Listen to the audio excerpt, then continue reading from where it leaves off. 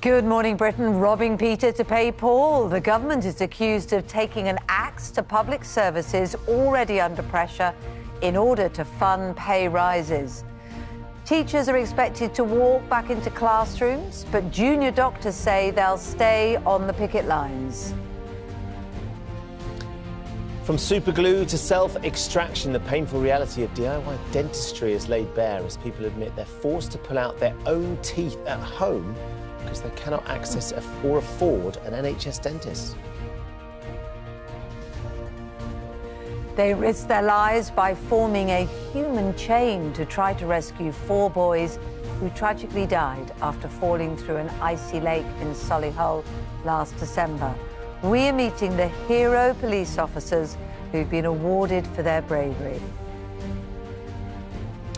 Petrolhead royalty James May has swapped the gas guzzlers for what he says is one of mankind's greatest inventions. The Grand Tour presenter tells us why he's sticking up for the bicycle.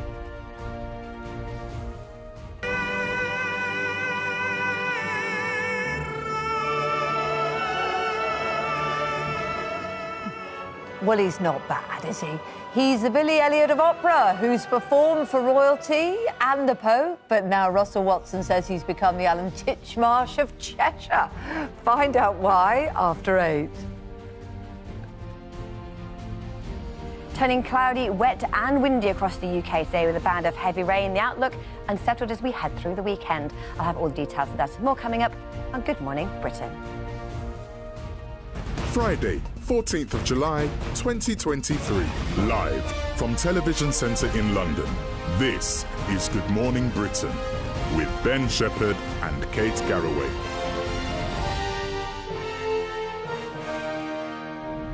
Hi there, good morning. Friday today. Good news. Yeah. It's Friday. Bad news, though, Kate Garraway. Why? The post-work drink on a Friday has gone out of fashion. Well, the Breakfast Club at Smithfield Market is going to be devastating, Yeah, they'll isn't be it? furious. Big news is that there's a survey's been done and that people are saying that they don't want to go for drinks with their colleagues after work anymore. They've had enough. Why? Well, but they've had a few reasons. It's no longer inclusive if you don't drink alcohol, if it's part of your religion or your culture. Oh, or if you've just decided to be healthy. Yeah. Yeah. OK, so you can't go along if you're not going to have a drink. People are bored of it. Gone on for too long. Right. I know how that feels. And then as one person who joined in the survey said, I sit around all day long surrounded by gormless so-and-sos all bawled out of their minds. Why would I want to go for a drink with them and prolong the agony? You know, Darren on camera 2 is Darren on camera 2 is nodding. He's nodding. Isn't it the ITV summer party today? Yeah. Ah. Are you going?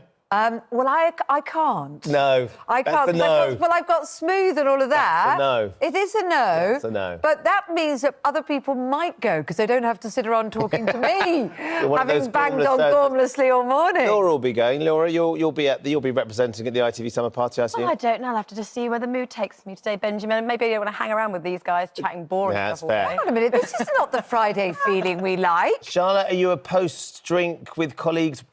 Post-drink with colleagues? You're a post-drink. She looks like a pina colada. Are you this morning. post-drink this morning? I think it's always nice to socialise with your work colleagues as well. I mean, you know, I make exceptions. Laura, for example, you know, Yeah. if she's going later today, then I might have to change my mind on that one. But apart from that... We all know what Lovely, happens if isn't it? Laura's going for a drink. Yeah, no we one ever do. gets to leave. It's dangerous. Why are you going home? Because it's 4:30 in the morning. So let us know, is it something that you've stopped doing in your workplace? Do people still go for a drink after they finish work?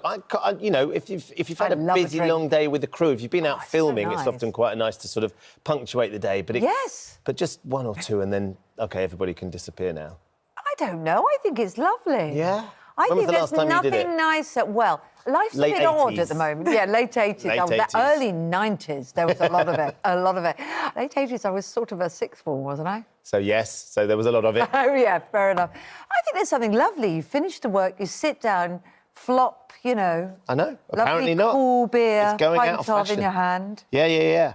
So Well. do let us know what you think. Or is this what you're going to be doing at the end of today? If you're on your way to work or wherever you might be going, is that something you look forward to? Or have you had enough? Is the last thing you want to do is spend more time with the people that you work with day in, day out. It's going to be all right, Ben. It's going to be all right. Do let us know. Do let us know. Meanwhile, the big news this morning is that junior doctors say they will continue strike action despite being offered a 6% pay rise by the government. Millions of public sector workers, including teachers, police and prison officers, will receive increases between 5 and 7%, with the Prime Minister warning this was a final offer and there will be no negotiation. We can speak now to Liz Summers, who's at Royal London Hospital. Morning to you, Liz. So the BMA have refused to call off the strikes and they say they're in it for the long run.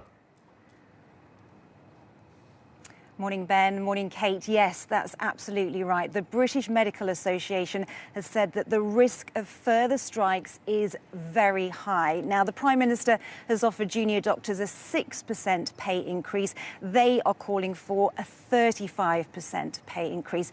The Prime Minister says that the pay deals are final and that he will not be bullied into unrealistic pay demands, which he argues risk higher inflation. Now, junior doctors absolutely dispute that.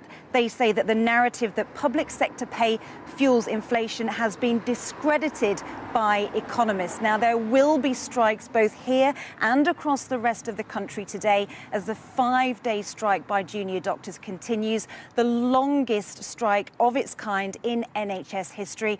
It is very clear that this dispute is far from over, and the concern on both sides of this dispute is that there is a risk to patients. We will not negotiate again on this year's settlements, and no amount of strikes will change our decision. An ultimatum from the Prime Minister, but still some strikes will continue. It would not lead to better retention of doctors in the NHS, and therefore we feel that we have no choice but to keep striking. Prison officers have joined junior doctors in rejecting their offer of 7%. Police have been given the same figure. Like the armed forces, who were offered 5%, they can't go on strike, but they've said the offer is a step in the right direction. Meanwhile, senior civil servants have said yes to their 5.5% pay rise, and teachers are happy with the 6.5% they were asking for. But with no new borrowing to pay for the deals, some say the Prime Minister is robbing Peter to pay Paul, with public sector budgets being squeezed even further. Liz Summers, Good Morning Britain.